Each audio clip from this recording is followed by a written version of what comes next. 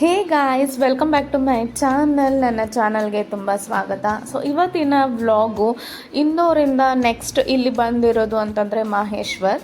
So ಇದು ಮಾಹೇಶ್ವರ್ fort ಅಂತ ಕರೀತಾರೆ.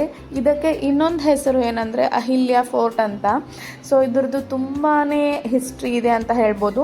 ಸೊ ಅವರು ಕಟ್ಟಿಸಿದ ಇದು ಫೋರ್ಟ್ ಇದು ಏನಂತಾರೆ ಅಹಿಲ್ಯಾಬಾಯಿ ಹೋಳ್ಕರ್ ಫ್ಯಾಮಿಲಿಯಿಂದ ಬಂದವರು ಅಂತ ಹೇಳ್ಬೋದು. ಸೊ ಇದ್ರ ಬಗ್ಗೆ ಅವ್ರ ಬಗ್ಗೆ ಮಾಹಿತಿ ತುಂಬಾ ಇದೆ. ನಾನು ಶಾರ್ಟ್ ಆಗಿ ನನಗೆ ಎಷ್ಟು ಗೊತ್ತಿದೆನೋ ಅಷ್ಟನ್ನು ಹೇಳ್ತಾ ಇದ್ದೀನಿ. ಕಟ್ಟಿಸಿದ್ದು ಫೋರ್ಟು ಅವರು ಅಂತ ಹೇಳ್ಬೋದು. ಸೊ ಇಲ್ಲಿ ಅವರಿಗೆ ಪ್ರತಿದಿನ ಶಿವನ ಪೂಜೆ ಮಾಡೋಕ್ಕೆ ಅದ್ರ ಮುಂದೆನೇ ಏನಂತಾರೆ ನದಿ ಅಥವಾ ಏನಂತಾರೆ ಬೇಕಾಗಿತ್ತು. ಸೊ ಹಾಗಾಗಿ ಅವರು ನರ್ಮದಾ ರಿವರ್ ಅಂತಂದರೆ ನದಿ ಹತ್ರನೇ ಇದನ್ನು ಫೋರ್ಟ್ ಕಟ್ಟಿಸಿರೋದು. ಸೊ ಇದ್ರದ್ದು ಆರ್ಕಿಟೆಕ್ಚರ್ ಅಂತಂದರೆ ರಾಜಸ್ಥಾನ್ ಸ್ಟೈಲಲ್ಲಿ ಮಾಡಿದ್ದಾರೆ ಅಂತ ಹೇಳ್ತಾರೆ. ಸೊ ಇದು ತುಂಬಾ ಫೋರ್ಟ್ ಮತ್ತು ಅವಳು ಮಾಡಿದ್ದು ಪೂಜೆಗಳನ್ನು ಕೂಡ ಈಗಲೂ ಏನಂತಾರೆ ಇದೇ ಮೂರ್ತಿಗಳಿದೆ. ಸೊ ನೋಡಿ ತುಂಬಾ ಚೆನ್ನಾಗಿದೆ. ಸೊ ವಿಚಿತ್ರ ಅನಿಸುತ್ತೆ, ಬಟ್ ಅಷ್ಟು 16th ಸೆಂಚುರಿ ಅಂತ ನೀವು ಅಂದ್ಕೊಳ್ಳಿ. ಇದನ್ನು ಅಷ್ಟು ಹಳೆ ಕಾಲದ್ದು ದೇವ್ರ ಪೂಜೆ ಮಾಡೋದಾಗಲಿ ಆಮೇಲೆ ಸಾಮಾನಾಗಲಿ ಇಟ್ಕೊಂಡಿದ್ದು. ಸೊ ಅದನ್ನು ಕೂಡ ಇದೆ. ಸೊ ಹಾಗಾಗಿ ಒಂದ್ಸಲ ವಿಸಿಟ್ ಮಾಡಿ ಅಹಿಲ್ಯ ಫೋರ್ಟ್ ಅಂತ ಹೇಳ್ಬೋದು. ಸೊ ಅವರ ರೆಸಿಡೆನ್ಸ್ ಕೂಡ ಅಂತ ಕರೀತಾರೆ. ಇಲ್ಲೇ ಅವರು ಫೋರ್ಟ್ ಹತ್ರನೇ ಇಳ್ಕೊಂಡಿದ್ದು ಮಾಡಿದ್ದು ಅಂತ. ಸೊ ಇಲ್ಲಿ ನೋಡಿ ಇದು ಈಶ್ವರ ಗುಡಿ ಇದೆ. ಪ್ರತಿದಿನ ಇಲ್ಲಿ ಅವರು ಪೂಜೆ ಮಾಡ್ತಿದ್ರು ನೀರು ತಗೊಂಡು. ಸೊ ಹಾಗಾಗಿ ಅವ್ರಿಗೆ ನದಿನೂ ಕೂಡ ಪಕ್ಕದಲ್ಲೇ ಬೇಕಾಗಿತ್ತು. ಹಾಗಾಗಿ ಅವರು ಇಲ್ಲಿ ಫೋರ್ಟನ್ನು ಕಟ್ಟಿದ್ದಾರೆ ಅಂತ ಹೇಳ್ತಾರೆ. ಸೊ ಅಷ್ಟು ಗೊತ್ತಿದೆ ನನಗೆ ಮಾಹಿತಿ ಇದ್ರ ಬಗ್ಗೆ. ಸೊ ಇನ್ನೊಂದು ಏನಂದರೆ ಇದು ರೀಸೆಂಟ್ಲಿ ಹೈಯೆಸ್ಟ್ ರೆಕಾರ್ಡ್ ಅಂತೆ ಈ ರೀತಿ ಫ್ಲಡ್ ತುಂಬ ಮೇಲ್ತನ ಬಂದಿರೋದು ಅಂತ. ಸೊ ಅದನ್ನು ಕೂಡ ಬೋರ್ಡಲ್ಲಿ ಹಾಕಿದ್ರು. ಎಷ್ಟು ಹಳೆ ಕೆತ್ತನೆ ಅಂದರೆ ಚಿಕ್ಕದಾಗಿ ಕೆತ್ತನೆ ಮಾಡಿದ್ದಾರೆ. ಸೊ ನನಗೆ ಕೆಳಗೆ ಹೋಗ್ಲಿಕ್ಕೆ ಆಗಿಲ್ಲ, ತುಂಬ ಅಂದರೆ ತುಂಬ ಬಿಸಿಲು, ಆಮೇಲೆ ಮೆಟ್ಲು ಜಾಸ್ತಿ ಇತ್ತು.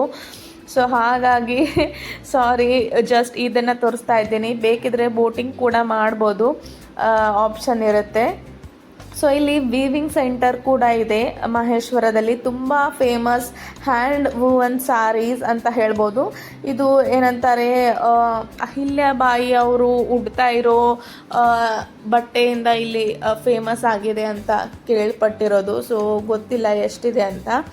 ಸೊ ಅದಕ್ಕೆ ಇಲ್ಲಿ ರಾಜರ ಕಾಲದಿಂದ ಜನ್ರೇಷನ್ಸ್ ಹೇಗೆ ಬಂದಿರುತ್ತೋ ಅವರು ಈಗಲೂ ಕೂಡ ಅಲ್ಲಿ ಮಾಡ್ತಿದ್ದಾರೆ ಹ್ಯಾಂಡ್ ವೋವನ್ ಸಾರೀಸ್. ಪಕ್ಕದಲ್ಲೇ ನಾನು ನಿಮಗೆ ತೋರಿಸ್ತೀನಿ. ಬಟ್ ತುಂಬ ಪ್ರೀಮಿಯಮ್ ಆಗಿ ಸೋಲ್ಡ್ ಮಾಡ್ತಾರೆ ಅಂತಲೂ ಹೇಳ್ತಾರೆ ಜನ ಅಲ್ಲಿ.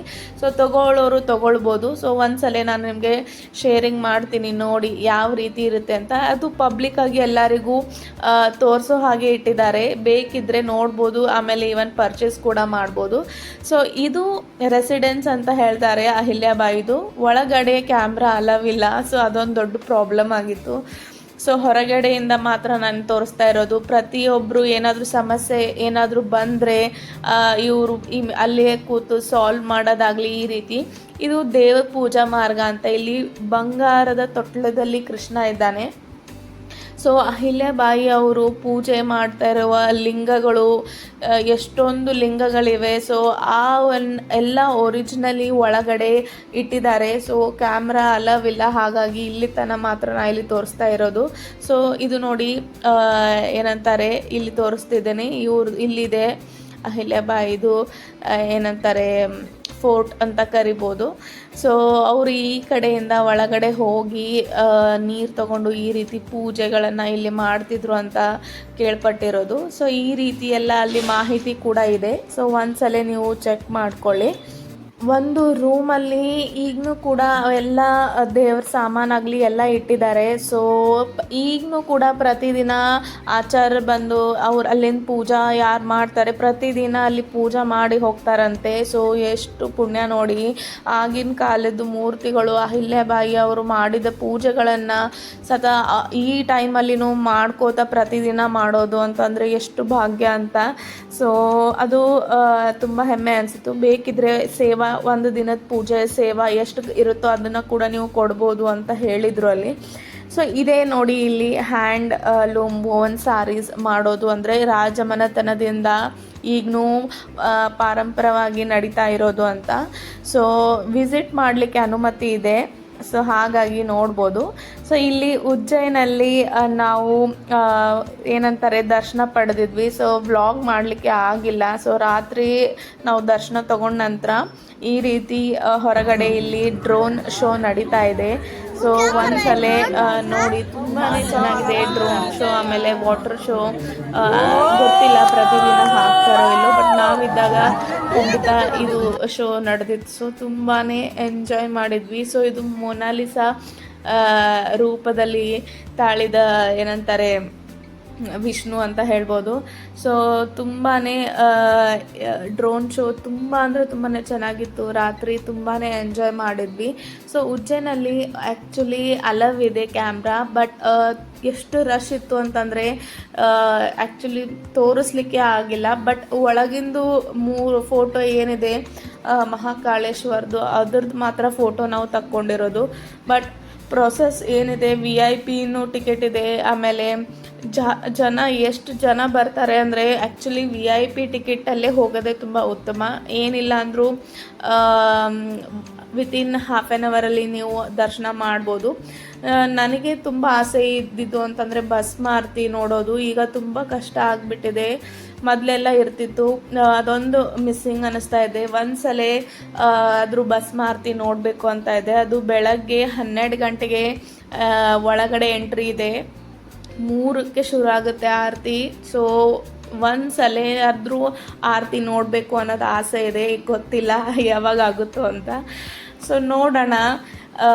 ಸೊ ಇಲ್ಲಿಗೆ ನಾನು ನನ್ನ ವ್ಲಾಗನ್ನು ಮುಗಿಸ್ತಾ ಇದ್ದೀನಿ. ಈ ವ್ಲಾಗಲ್ಲಿ ಉಜ್ಜಯಿನ್ ಮತ್ತು ಮಾಹೇಶ್ವರಿ ಅದ್ರ ಬಗ್ಗೆ ಡೀಟೇಲ್ಸ್ ಎಷ್ಟು ಗೊತ್ತಿದೆ ಅಷ್ಟನ್ನು ಹೇಳ್ತಾ ಇರೋದು. ಸೊ ಇಷ್ಟ ಆಯಿತು ಅಂದರೆ ಏನು ಮಾಡಬೇಕು ಗೊತ್ತಿದೆ, ಸಬ್ಸ್ಕ್ರೈಬ್ ಮಾಡಿ ನನ್ನ ಚಾನಲ್ಗೆ. ದಿನಕ್ಕೊಂದು ಹೊಸ ವ್ಲಾಗ್ ಅಂತ ಹೇಳೋದಿಲ್ಲ, ಸಾರಿ. ಮತ್ತು ನಾನು ಮುಂದಿನ ವ್ಲಾಗಲ್ಲಿ ಸಿಗ್ತೀನಿ. ಅಲ್ಲಿವರೆಗೂ ನೋಡ್ತಾ ಇರಿ, ನಗ್ತಾ ಇರಿ, ಖುಷಿಯಾಗಿರಿ. ಸಬ್ಸ್ಕ್ರೈಬ್ ಮಾಡೋದನ್ನು ಮರಿಬೇಡಿ. So thank you for watching ಅಂತ ಹೇಳ್ತೀನಿ ನಾನು. ಸೊ ಸಾರಿ, ಇತ್ತೀಚೆಗೆ ಸ್ವಲ್ಪ ರೆಗ್ಯುಲರ್ ವ್ಲಾಗ್ ಆಗ್ತಾ ಇಲ್ಲ, ಬಟ್ ಟ್ರೈ ಮಾಡ್ತಾ ಇದ್ದೀನಿ. ಪ್ರತಿಯೊಂದು ಎಲ್ಲಿ ಟ್ರಿಪ್ ಅಥವಾ ವಿಸಿಟ್ ಮಾಡಿದ್ರೆ ಸ್ವಲ್ಪ ಡಿಲೇ ಆಗುತ್ತೆ, ಬಟ್ ಖಂಡಿತ ವ್ಲಾಗ್ ಬರುತ್ತೆ. ಸೊ ಪೇಷನ್ಸಿಂದ ವೇಟ್ ಮಾಡಿ. ಪ್ಲೀಸ್ ಸಬ್ಸ್ಕ್ರೈಬ್ ಮಾಡಿ, ಶೇರ್ ಮಾಡಿ ನಿಮ್ಮ ಫ್ರೆಂಡ್ಸ್ ಮತ್ತು ಫ್ಯಾಮಿಲಿ ಮೆಂಬರ್ಸ್ಗೆ. ನೆಕ್ಸ್ಟ್ ವ್ಲಾಗ್ ಅಂತಂದರೆ ಓಂಕಾರೇಶ್ವರ ಅಂತ ಹೇಳ್ಬೋದು. ಅಲ್ಲಿನ ವ್ಲಾಗಲ್ಲಿ ನಾನು ನಿಮಗೆ ಶೇರ್ ಮಾಡ್ತೀನಿ ಅದರದ್ದು ಮಹತ್ವ ಏನು ಅಂತ. ಸೊ ಬಾಯ್.